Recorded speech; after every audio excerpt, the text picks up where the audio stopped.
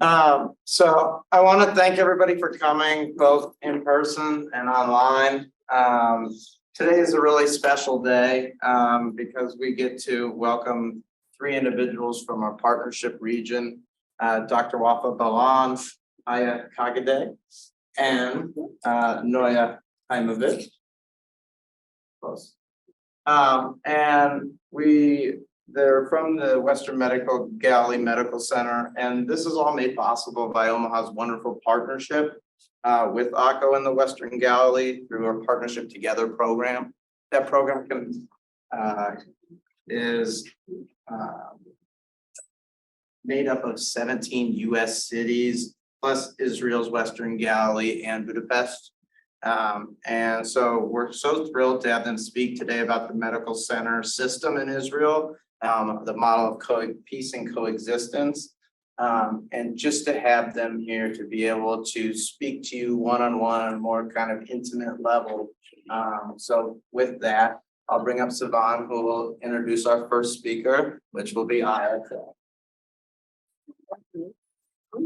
Hi, everybody. So first of all, I want to say thank you to all of you for coming. And the first speaker will be Aya. And I forgot to mention, Aya is the Director of International Affairs Department. And Dr. Wafa is our Department of Anesthesia and Operating Rooms. Thank you, Jay. Thank you, everyone, for having us here. My name is Aya Kagade, and I'm the Director of the International Affairs Department at the Galilee Medical Center. And I'm also the Israeli co-chair of the medical, of the medical committee of the Partnership Together project of the Jewish Agency. And I will be talking to you, present to you very broad overview of the Israeli health system as we know it by today. So the Israeli health system, as we know, was very much influenced by 5 major immigration waves that consisted a very particular group of people coming to Israel. Now, the state of Israel at large, the fundamentals of the state, as we know today, were very much affected by those 5 waves. But the health system, I'm sorry, I don't know what is happening with my drug. Can you drink? Maybe a glass of water. I'll get it for you. But the Israeli health system, as we know today, was very much affected by the second wave of immigrants. And you know, the wave of immigrants that influenced the country started from 1881 through 1939, but the second wave from 1904 to 1914 that consisted of about 35,000 young people with a very particular ideology that was based on sociology, vouching to each other, and community. Prior to the establishment of the State of Israel till 1941, there was a continuance of waves of immigration to the State of Israel. There was a continuing demand for health system, for health services. The country found itself in deficiency in providing an ability to provide health services. An increasing number of labor unions, so each particular group had its own union. The doctors had its own union, the laborers had its own union, the agriculture people had its own union. So there was an increasing number of unions, and the majority of the unions also provided medical services to their own group. In addition to the unions and HMOs that provided the medical services, there were some philanthropic organizations that provided a healthcare for the people who immigrated to the state of Israel. So we have, thank you.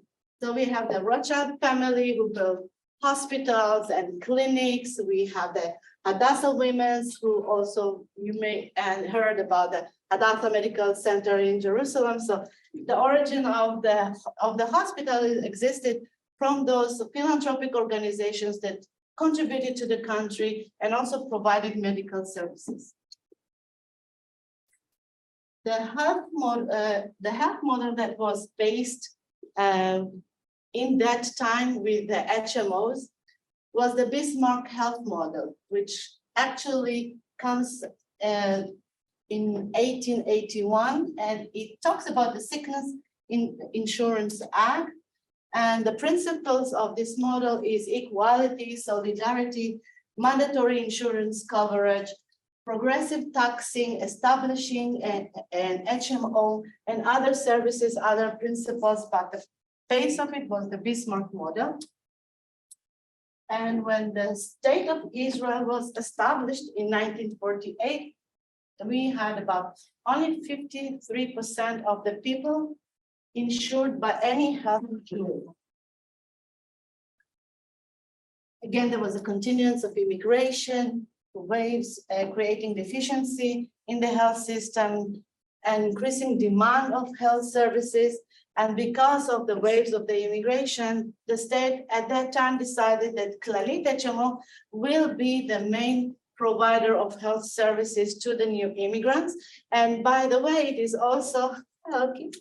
And by the way, it is currently the same situation nowadays. All immigrants that come, before they decide which HMO they want to be a member of, the Clalit is the general provider of all the immigrants.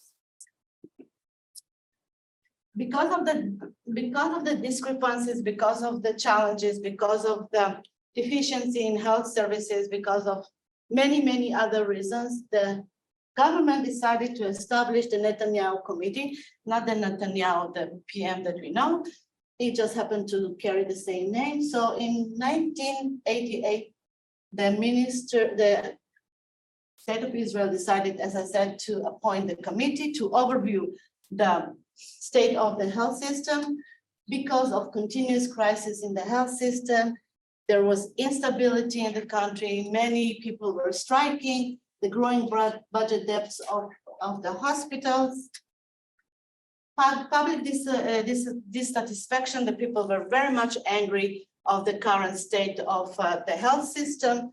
They didn't know what they are eligible to receive.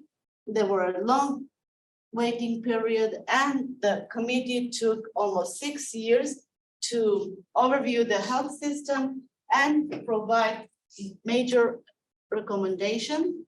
I'll just run through it.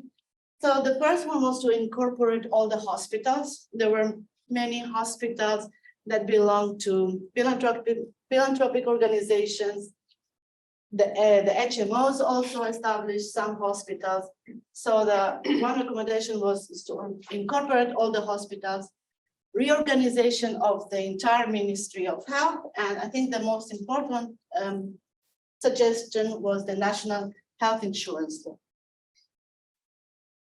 So behind that recommendations, again, stood another model, which we call the Beveridge model, and it is from the UK, and many things happening in the state of Israel were very much influenced by the mandate regime in Israel till 1948, and the principles of this model talks about total coverage, medical services according to the needs of the population and not the capacity of the health system, the government to be the main service provider, centralized finance via taxes, free medical services, and separation of public services from the private sector. And in the eve of the law, before that it was implemented, only 95% of the population was covered by the health insurance. There was inequality among the HMOs. One HMO would provide this kind of services, the other one would provide this kind of services. One HMO would accept members who were rich, healthy, young. The other one would not accept any part of the population. There was an increasing in health expenditure, aging and technology, dissatisfaction of the services and from the health system in general. and uncertainty of the eligible services. People just didn't know what they are eligible to get from the HMOs. And also there was a political momentum. The labor union that was at that time very strong and very powerful faced some challenges because of the public dissatisfaction, and it kind of, the power of it decreased, and this momentum created the opportunity for the government to establish that national law. And this is a list of what the national law actually says, but I've highlighted what is in my eyes very important is that every resident has the right to receive via an HMO, which is a very important component, all the services that the state of Israel decides to include in the basket of services. And every Israeli citizen is entitled for a healthcare services under that national law. So that means it doesn't matter if you are homeless or a very rich person, you get the same services that is defined in the basket of the health system according to what the Ministry of Health is providing. So the health insurance is, every one of us pays the taxes for our health. So it's a progressive tax, meaning the average salary of each and one of them, of each and one of us, we pay about 3.1% from the 60% ratio of the average salary. So if my salary is average and below, I pay about 3.11% of it. And if it is above the average salary, then you pay 5%. Every citizen can decide which HMO it wants to belong to. It doesn't matter if I have this kind of political views, that kind of religion, or whatever is my characterization as a citizen, I can choose any HMO I want to belong to.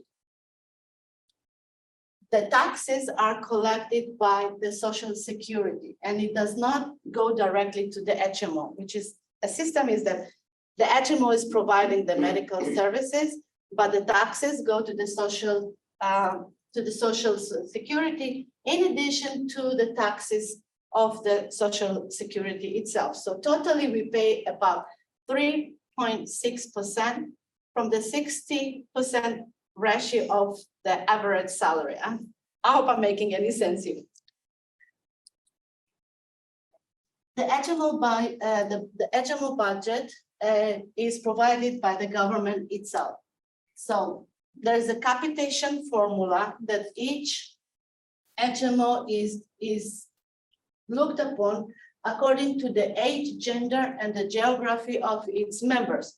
So 90% of the budget that the Ministry of Health is providing for the HMOs is calculated by a certain formula that consists with age, gender, and geography.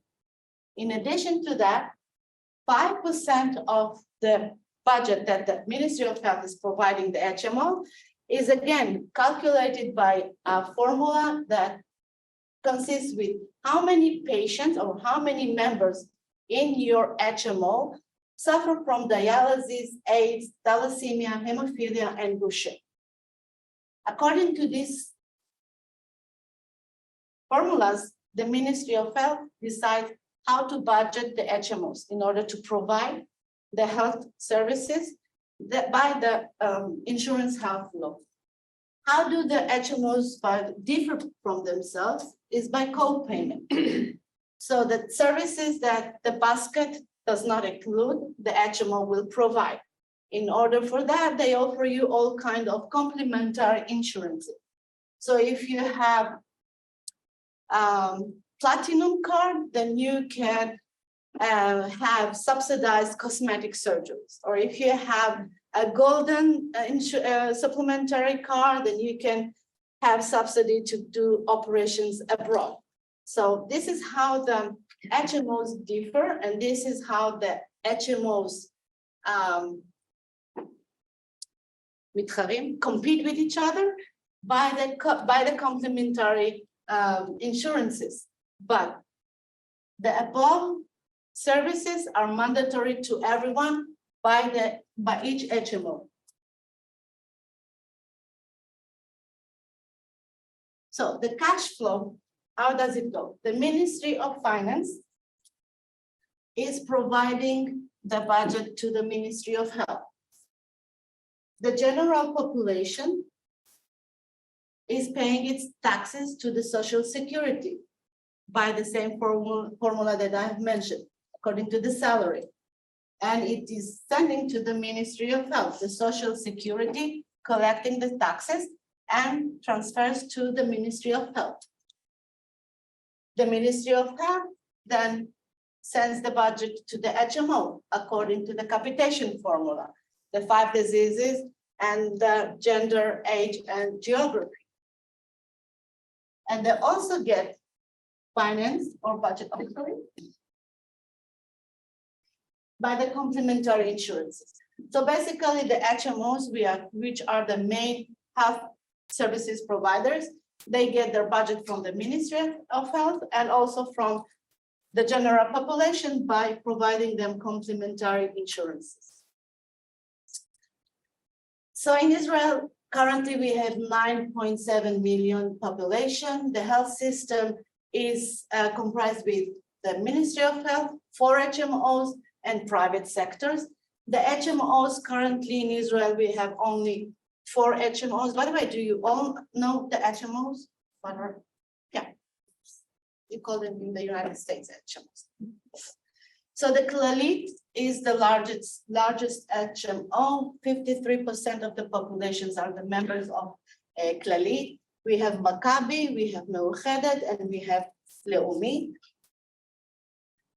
The responsibilities of the Ministry of Health is to define what is the health basket, what are the medical services that the people of Israel are entitled free of charge. That would mean hospitalizations, that would mean medication, that would be the community health system, and etc. It is also in charge of the mental health and the geriatrics. So all the hospitals of mental health and geriatrics are owned by the government. And it is also collecting all the money for maternity and delivery by the Social Security and providing it back or returning it back to the hospitals for those activities.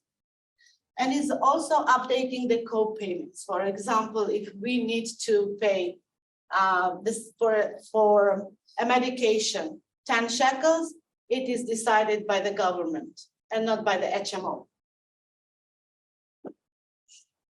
So the government-owned institutions are, as I said, general hospitals, mental hospitals, and long-term and rehabilitations. The challenges of the Ministry of Health is, again, the regulation. It is both the regulator and the provider. So it's a little bit not fair. It decides how much a day of hospitalization costs, and the HMO needs to pay that. So it's a little bit not fair.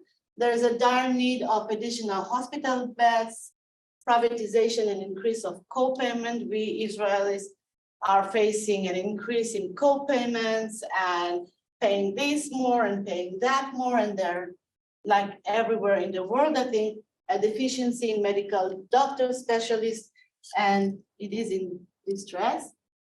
And some statistics that I found from the OECD, this is all of them is taken from that website, and they are relevant to 2022. So we start with the gross domestic product. So in Israel, it's 49,500 per capita. In the USA, it is 76,000 per capita. Health expenditure spending in Israel is in red. So the total expenditure per capita in Israel is about almost $3,500 US. out of pocket is estimated in 645, whereas in the United States, the total health spending is almost triple, and the out of pocket is almost double, $1,300. Life expectancy. So you see here is Israel. The total life expectancy is 82 years old, where in the United States it's 76. And I think one good thing is that women in both sides live longer than men.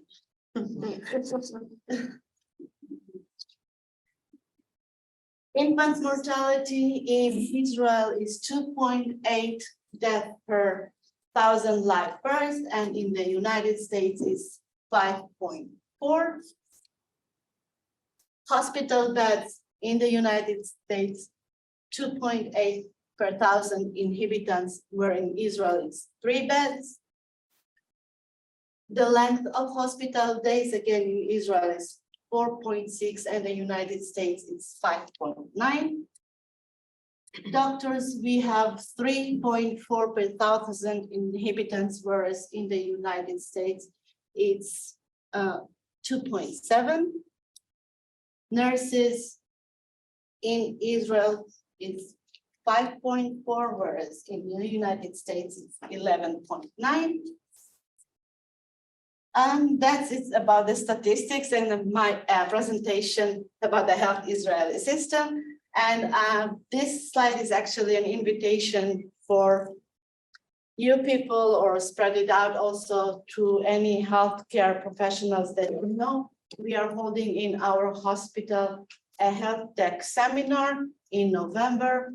I think you all share with me that Israel is a very one of the leading countries in whatever concerns innovation and technology, and we are going to hold a very, very good seminar, and you are invited. And this is, I thank you for listening to me.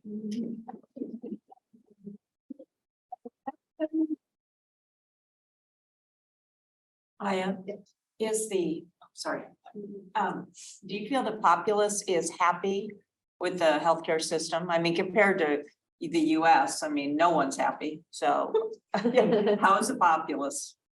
I think that in Israel in general, people not that much happy, but I think it's also because they are not aware how much the Israeli health system is so much better than in many, many countries in the world.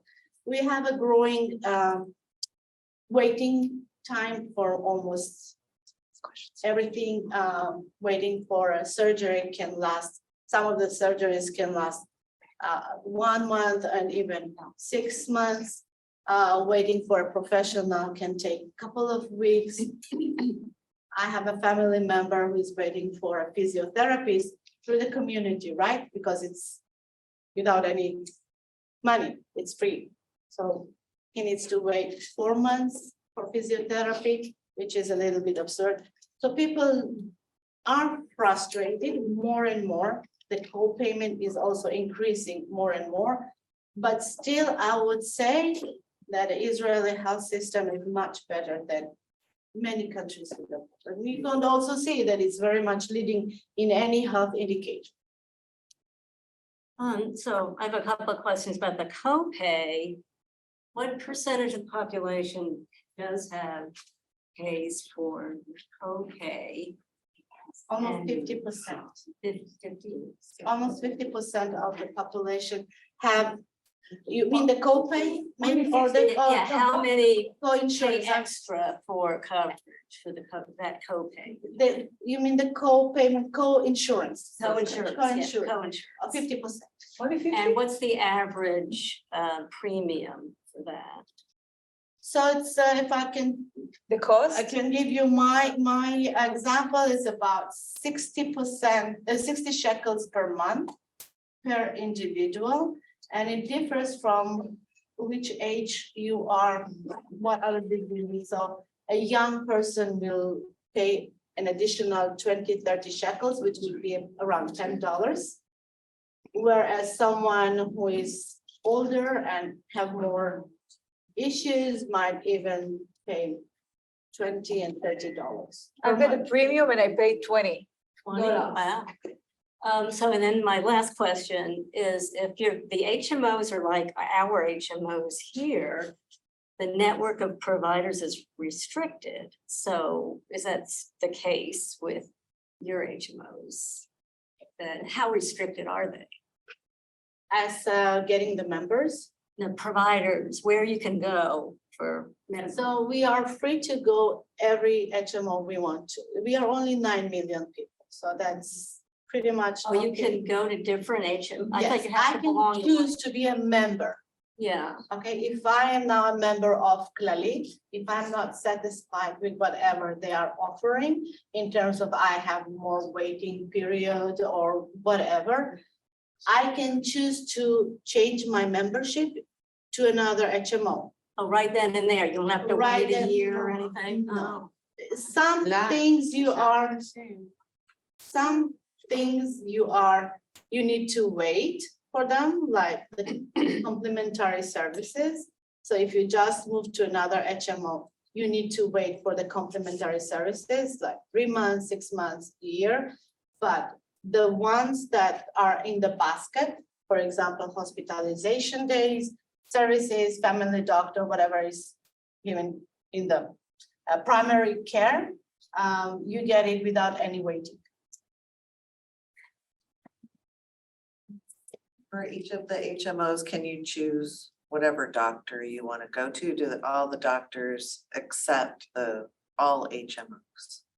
So the HMOs have their own doctors and they also have doctors in contract. So most of the family doctors, they are employees of the HMO. Some of them are also contractors and you can choose which doctor you want to be affiliated with. There are several doctors.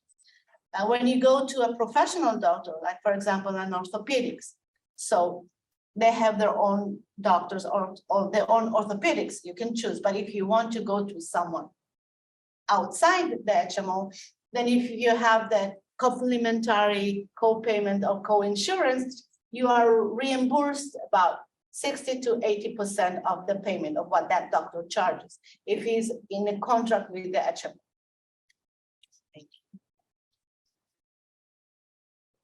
Thank you.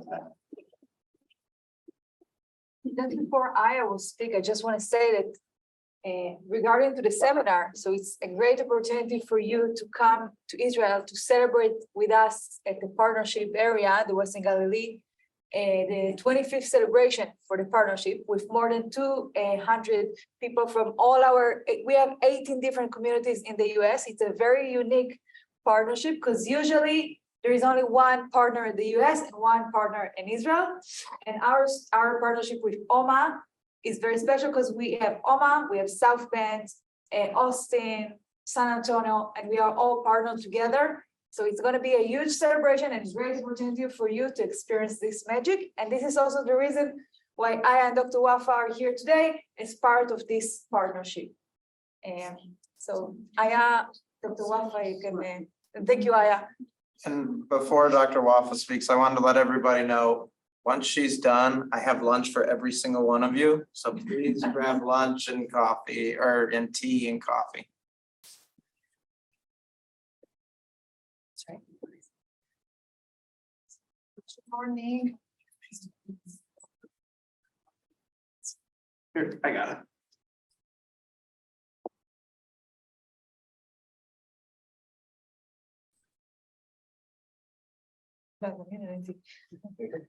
So I. Good Good morning. Hello, I'm Wafa Balan. I am a specialist in anesthesia and other critical care. I'm from the Galilee Medical Center in the north. And I'm talking about our medical center as it's a model of cultural diversity and coexistence. And So let's begin of the location of our hospital. It's in Nahariya city. Nahariya city, I don't know if anybody has been there. It's far from Tel Aviv and Jerusalem. We are in the north. It's only 6 miles from Lebanon, which makes our hospital the closest one to any border in Israel. This is the hospital, the GMC, Nahariya city. I was born in Haifa city. It's also in the north, also a very mixed population there. All the area is very mixed. I'm gonna talk about it in a while. And currently I live in Kfar Radim, also in the Galilee. And if you look at the picture, this mountain there is Lebanon, and that's the view of our hospital. We serve more than 600,000 residents. Now, the citizens in Israel are widely ranged. We have different ethnicities and nationalities and religions. Almost 10 million people now, 70% in the country are Jewish and 20% Arabs, 5% other minorities. But in the north, we have actually all the diversities of the population in Israel concentrated there. So we have Arab Muslims, we have Arab Christians that are different from Christians in the whole world. We have Druze. They are a unique kind of Muslims. They come from southern Lebanon and Syria, and they only live in northern parts of Israel and southern Lebanon. We have few villages of them. We have Cherkessians, 2 villages. They are Muslims, non-Arab, that only live in Israel in the north. And we have Bedouins that are different from the southern one. So each kind or each population, each ethnicity gives us different aspects of medicine, special to it. And we need to deal with it in a daily life. In the north, in our population, the medical that come to us are 50% Jewish and 50% others. So this is an example of the others. It's important because our employees at the hospital are also mixed population. This is my department, anesthesiology. So we have 12 Jewish, 9 Christians, 7 Muslims, 5 Bedouins, and 3 Druze doctors. They work together and they give service, medical service, to the population that looks very similar to them. So at any time of the day, these almost 4,000 employees of the Galilee Medical Center, it's like the heart of the Galilee because the largest employees in the north. And we have people that can speak Hebrew, Russian, they can speak Arabic in their different accents. And we have Hungarian, I think. We can actually connect people. The hospital was born on 1948 as a maternity hospital. In 1955-56, it became a government hospital.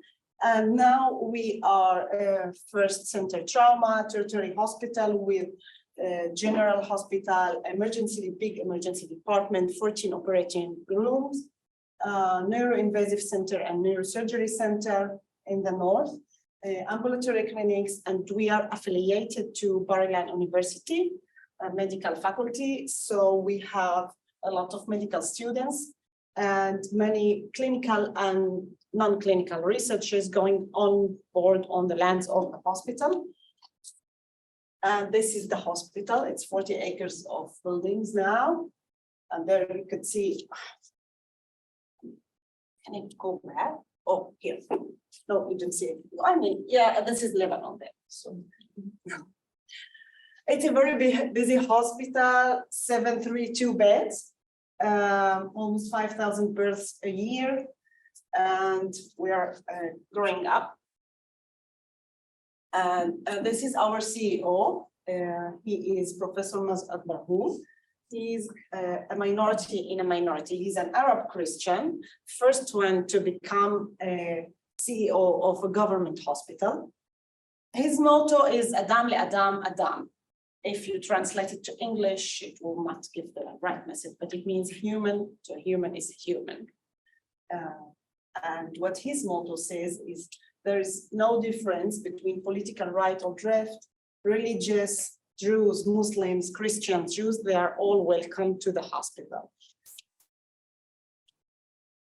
And the employees also are mixed, as I said. They reflect the population, and that's why we can give or provide cultural accessibility to our patients.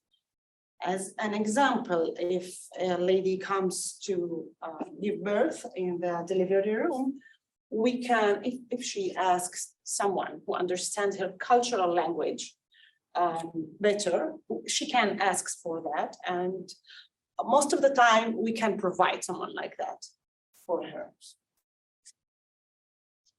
So the priority of the hospital is to provide medical care and encompass all the patients and their families, whatever they speak, believe in, and language, they are welcome to the hospital. So it's a very peaceful and niceful place, but it's not like that. As we are close to the north and a very special population, we also have our challenges, and every few years, sometimes less than that, we have quite a tough challenge. This one in 2006, the second Lebanese war. So you see, this is our parking garage, and this is the Katyusha. Katyusha is a rocket that fall there. This summer, 1 month of war with Lebanon, I have fixed me before. It's more than 480 rockets and 800. 450 or more than that. Only in Nahariya, all the red spots are fallen rockets. One of them, this one is the GMC. And all the wounded came to the hospital, as we give medical service, not only to civilians, we give also to soldiers. So everybody will come to the hospital. Where's the patients here? No patients, no, they are still there. They went underground. The hospital has built, our previous CEO is Professor Shaul Shasha, and he built, wait, it's running too fast. He has foreseen what's coming. So we were the first hospital to build underground, fully working hospital with operating room, delivery rooms, pediatrics, everything. And when time came, we used it, and patients went down, workers went down, even the children of the employees were there, and everything went as usual. Business was going on under fire. And we are the only hospital in Israel that actually used its underground hospital. Other hospitals now are building it as we were example for them. That's a good thing that we have moved our patients down, because this is the surgery department, and that's what it became of it after 2 Katyushas. Nobody was hit. Almost 2,000 civilians wounded, 400 soldiers, 50% of the population had ASR, acute stress reaction, and it was 1 month of war, but business went as usual. The workers and the patients kept coming to the hospital, and it worked. Nobody stops. Now, in 2013 to 2018, there was the civil war in Syria. And as we are not in friendly relationship with Syria, still there was a humanitarian agreement with the army. They brought the ones that came to the borders. They would bring them with their vehicles, Now, these wounded people were women, men, children, and they had very special and unique wounds and injuries because some of them came after a while of the injuries, and they had very blood loss, long-lasting blood loss and infections. And they had a lot of facial injuries. And the hospital took care of them.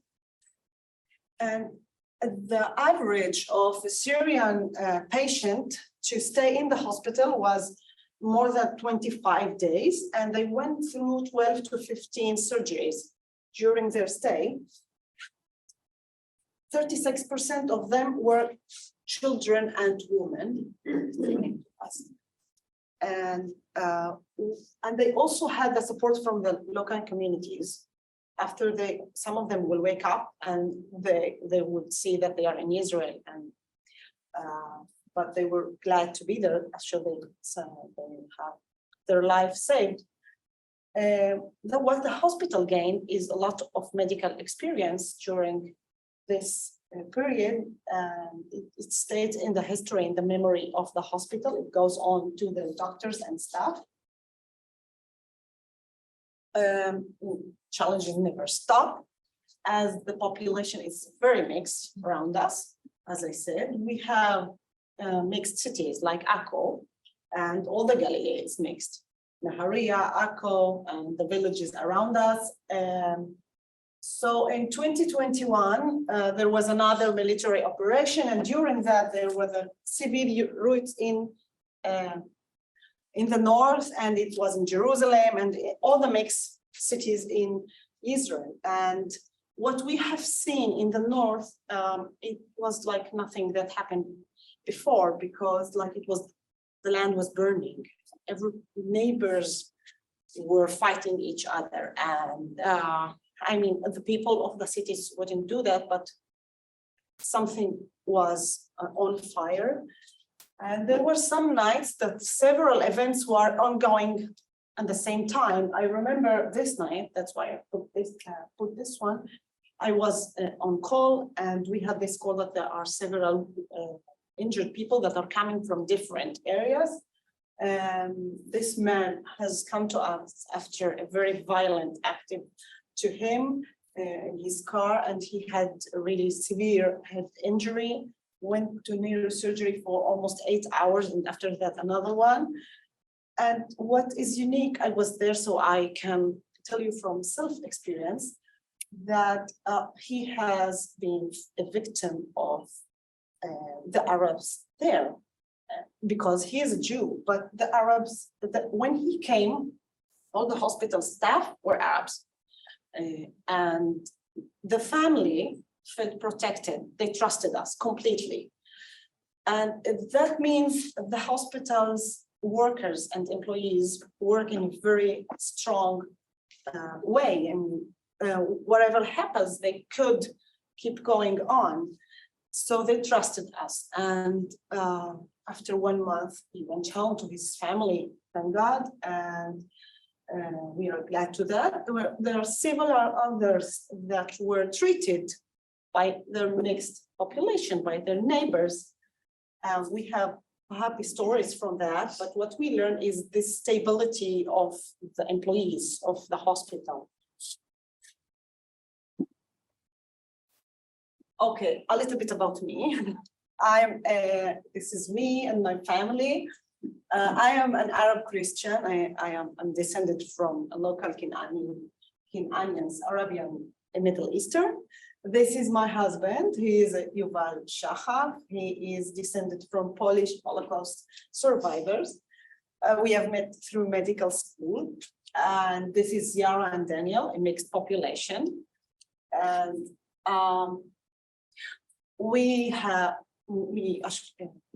I have been born in Haifa. It's very close to Nahariya and the Galilee, and it's very similar to the population of the north. So we have a very coexistence place. It's called the capital of coexistence, actually, in Haifa. It's here, this is Nahariya, so they are very close. In holiday time, it's really nice city to visit. We have Hanukkah, we have Christmas tree, and they also celebrate Muslims celebration whenever it comes. It sometimes change. So it's a very happy time. Beautiful city near the beaches and the sea. Also the Nahariya, all the shore is very, very nice. And it's very mixed population. In my home, as the next one, we celebrate everything on our essence in the family, and we believe that to appreciate, to be open, and to accept the other is the key to build the stable and trustable life. So in Christmas times, I go back to Christmas, we have lights everywhere, from the Christmas tree and from Hanukkah, and people will want to come to us to celebrate both and enjoy both lives and both religious. And in Passover, well, it's a very mixed population family. This one is mine in the middle, you can see that. And her cousin is half Jewish and half Ukrainian, and the other one is half American, half Israeli. So it's a really mixed population and mixed family, but Passover we enjoy it. And what's the uniqueness of mixed family is in the Middle East that we can see and examine the symbols and the songs and every feature in the holidays, and they are very similar because they're very close to their origins. And it's like, again, to see where they came from and how they are very close to each other. Another word of what I work at under the hat of the hospital is I joined the first cohort of Mayor Dagan Association and for Bridging Leadership. It's a voluntary association to help some leaders to public service in Israel. Public service, what I do in my group is to help the medical staff understand or build a better language with violence victims and all their aspects. Mayor Dagan was the general in the Israeli Defense Forces and the director of the Mossad, and his motto is the fighter. He was known as the fighter that prevented war. And what we do now is to try to build these public service from viewpoint of our jobs. Another anecdote is that I played the qanun before I was a doctor. I became a doctor. I was a professional performer of this qanun. Qanun is Arabic classical instrument. It's seated like that, and it looks like a harp. And I was a player and a teacher in Bar Ilan University also, but I took a different path. As I conclude, I will say that our hospital, as Professor Masad Barhoum says, we believe that together we are stronger. And to collaborate, to share the knowledge, the professional experience that we gain by years, and to give them to those who need it. This is our beliefs and mottos. And also, again, you're welcome in November to see that by yourself, to enjoy all the you will see by yourself how it's real, this mixed and coexistence. And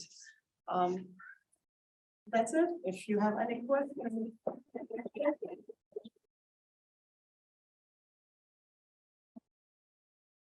Any questions? I have a question. Okay, so I don't know if you heard about this, but recently on the news, there was a story about a boy that had his head, I guess, dislodged from his neck or something, and he went to, I think it was your hospital, I'm not sure, because it was recent, and I don't know if you've been in, did anybody else hear about that? What happened? His Okay. neck was severed inside. It was an internal break and they managed to reattach it. And now I can't remember if that was the Western Galilee or if it I was think it somewhere was else. in I remember Israel. seeing the story. It was definitely in It Israel. was like by accident or somebody. It was No, an it wasn't an accident. accident. Well, we see a lot of bad injuries, I would call it like that. I have seen some really bad injuries in the hospital, as we see major trauma, especially head and neck Right. and neurosurgery, so we see awful things. This one, I was not there, That's okay. maybe, but yeah. Dr. Wafa? Yeah. Your husband is also a doctor then, right? Yes. Does he work with you in the same hospital? Okay, so yeah, we both work in the GMC. Okay. It was at Hadassah. What? Hadassah.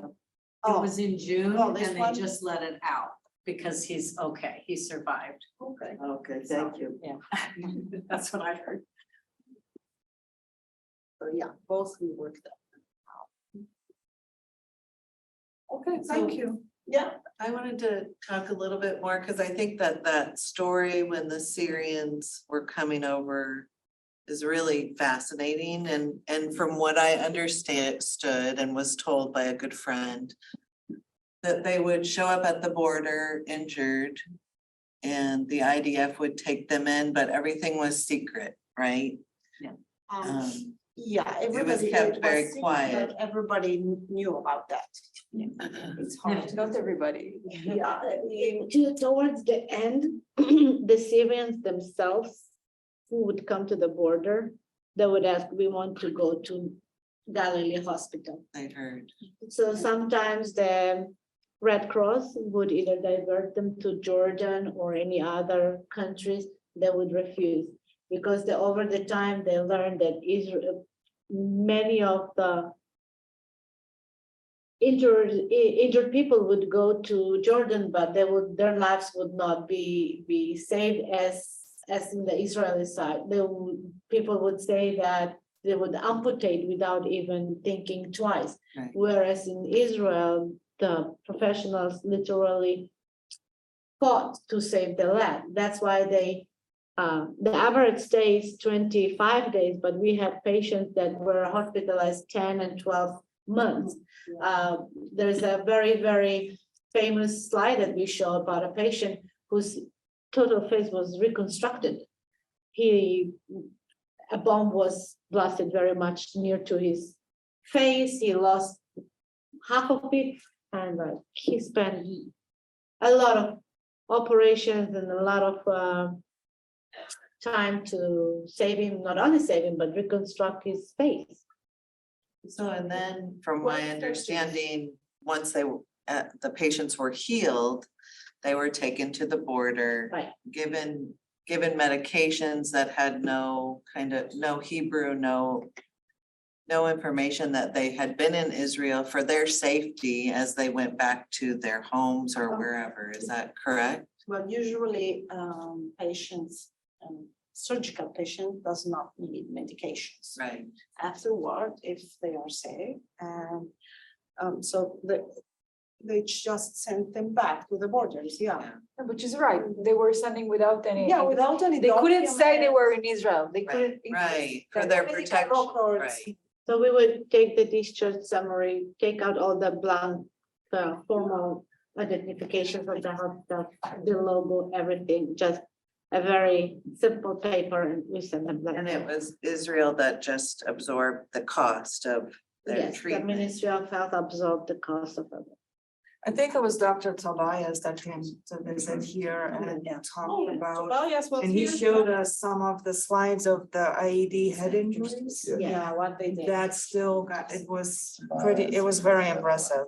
Yeah, in a medical point of view, things that the medical staff did there, the surgeries, especially when it's one of the kinds in the world, because you don't get that kind of injuries at this time of the scale of when it happened, and you have the money, the time, and the medical staff to do that.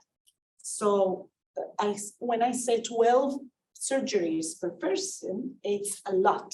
Well, of and the surgeries. mindset to look at these injuries and say, I can save this person. Yeah. That They takes, tried to save them and they saved a lot of them. where I think in a lot of places in the world, you would look at that and go, that's a lost cause. And there is no lost cause. We had patients that went back and named their daughters on the name of the nurse that treated them, Hebrew name.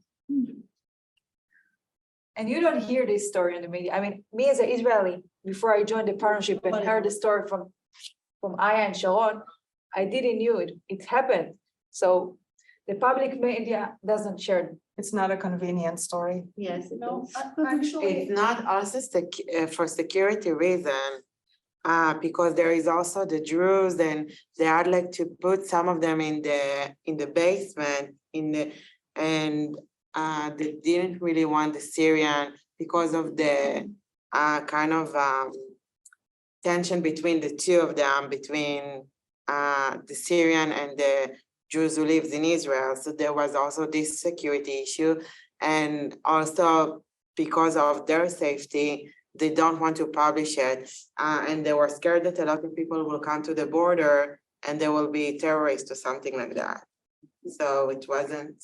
Many reasons for not publishing it. Some people didn't agree with what we are doing, and our CEO, Professor Masad Bahu, insisted that we will keep doing that. And he said, whatever it takes, we save lives. This is our job, we are doctors. And that's what the staff did. And what she said, it's to protect the hospital, to be silent, to keep it secret, is because to the safety of the hospital and the staff and the patients themselves and the population, because there were a lot of political issues between, some of them were from, I don't know what, but they maybe belong to some enemies from families from northern Israel, so you couldn't say what they are. And you must keep it in secret. But secrets like that, it's hard to keep, like rumors go. So what rumor they heard of is the quality of the medical attendance that we gave them. So people that were really sick tried to enter and to come. And we treated them a lot, thousands of them. Thank you. Welcome. Thank you. Okay, thank you so much. Thank you very much.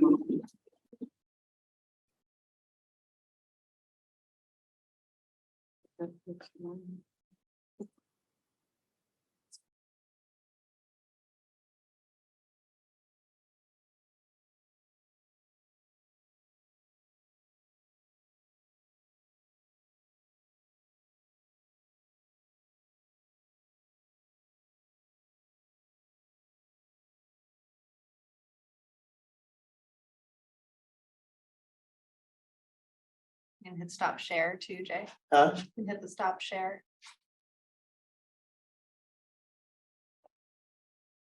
So thanks, everybody, for joining us in person and online. See if there's any questions. If there's any questions online, please let us know. Otherwise, we really appreciate Aya for speaking. We appreciate Dr. Wapa for speaking. Thank you, Noya, for organizing and getting all this together. You did. And please, everybody, let's have lunch and have a great rest of your weekend. Thank you.